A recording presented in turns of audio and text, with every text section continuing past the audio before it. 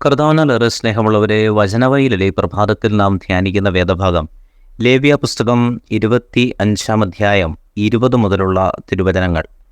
ഞങ്ങൾ 7-ാം വർഷം വിതയ്ക്കുകയും വിളവെടുക്കുകയും ചെയ്യുന്നില്ലെങ്കിൽ എന്ത് ഭക്ഷിക്കും എന്ന് നിങ്ങൾ ചോദിച്ചേക്കാം.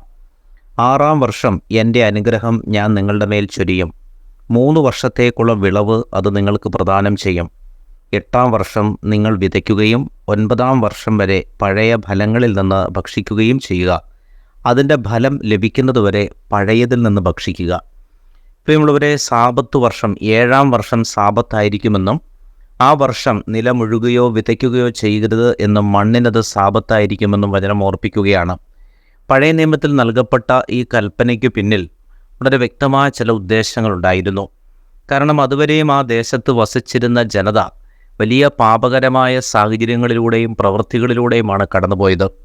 അതുകൊണ്ട് തന്നെ പാപത്തിൻ്റെ വിഷമുള്ള പ്രവൃത്തികൾ ചെയ്യുന്ന ഇടങ്ങൾ പോലും അശുദ്ധമായി മാറും. പാപത്തിൻ്റെ വിത്ത് വീഴുന്ന മണ്ണ് പോലും പാപകരമായ കാര്യങ്ങളെ പേറുന്നതായിരിക്കാം. അതുകൊണ്ട് തന്നെ ആ മണ്ണ് വിശുദ്ധീകരിക്കപ്പെടണമെന്ന് ദൈവത്തിന് ആഗ്രഹമുണ്ടായിരുന്നു. അതുകൊണ്ടാണ് ഇസ്രായേൽ ജനത്തെ പാലും തേനും ഒഴുകുന്ന ഈ ദേശത്തേക്ക് പ്രവേശിപ്പിക്കുമ്പോൾ കർത്താവ് അതിന്മേൽ ഒരു പ്രത്യേക നിബന്ധന വയ്ക്കുന്നത്. 7-ാം വർഷം മണ്ണിനും സാബത്താണ്. അപ്പോൾ ആ മണ്ണിനെ കൂടുതൽ വിശുദ്ധീകരിക്കുക എന്നുള്ള ഒരു പൊതുവായ ഉദ്ദേശമാണ് ഈ ഒരു നിയമത്തിന് പിന്നിലുള്ളത്.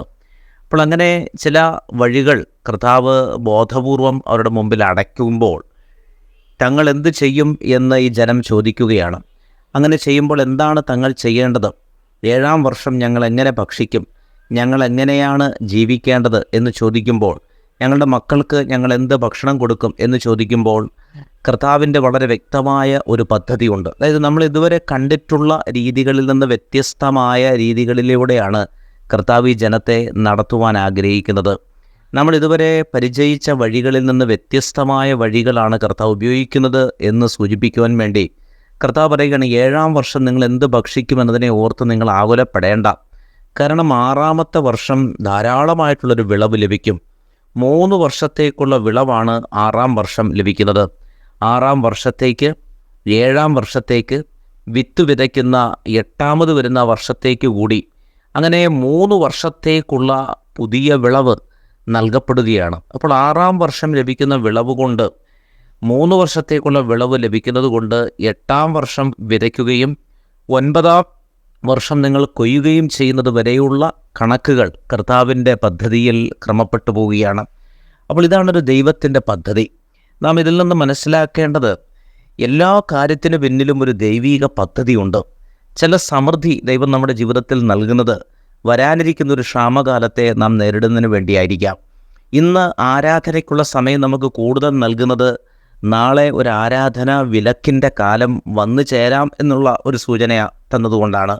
അങ്ങനെ ഓരോ കാര്യത്തിലും നാം അതിനെ കാണേണ്ടത് നാളത്തേക്കുള്ള നമ്മുടെ കരുതൽ നിക്ഷേപമായിട്ടാണ്. വചനത്തിലുടനീളം ഈ ഒരു കരുതൽ നിക്ഷേപത്തെപ്പറ്റി വചനം പറയുന്നുണ്ട്. നിങ്ങൾക്ക് കിട്ടുന്ന സമയത്ത് ധാരാളമായി നിങ്ങൾ കൊയ്തെടുക്കുക. അങ്ങനെ കൊയ്തെടുക്കാൻ ആത്മീയ മേഖലയിലും മറ്റു ഭൗതിക മേഖലകളിലുമൊക്കെ നമുക്ക് ചെയ്യാവുന്ന കാര്യങ്ങൾ പരമാവധി ചെയ്യുക എന്നുള്ളതാണ് ദൈവം നമ്മിൽ നിന്ന് ആഗ്രഹിക്കുന്നത്. അതിനെ ദൈവികമായി കാണുവാനും സമർപ്പിക്കുവാനും നമുക്ക് സാധിക്കണം. ഒരിക്കലും ഇതൊന്നും നമുക്ക് ഒരു അഹങ്കാരത്തിനു വേണ്ടി നൽകപ്പെടുന്നതല്ല, മറിച്ച് ആവശ്യത്തിനു വേണ്ടി നൽകപ്പെടുന്നതാണ്. ദൈവസന്നിധിയിൽ നാം ആയിരിക്കുന്ന നിമിഷങ്ങളിലൊക്കെ ദൈവം നമ്മെ പരിപാലിക്കുമെന്നുള്ള കാര്യത്തിൽ സംശയമില്ല. അതുകൊണ്ട് കർത്താവിൻ്റെ സന്നിധിയിൽ ആയിരിക്കുവാനായിട്ട് നമുക്ക് പ്രത്യേകം പരിശ്രമിക്കാം. കർത്താവ് നമ്മുടെ ദിവസത്തെ അനുഗ്രഹിക്കട്ടെ. സ്നേഹപൂർവ്വം ആദർശിച്ചു.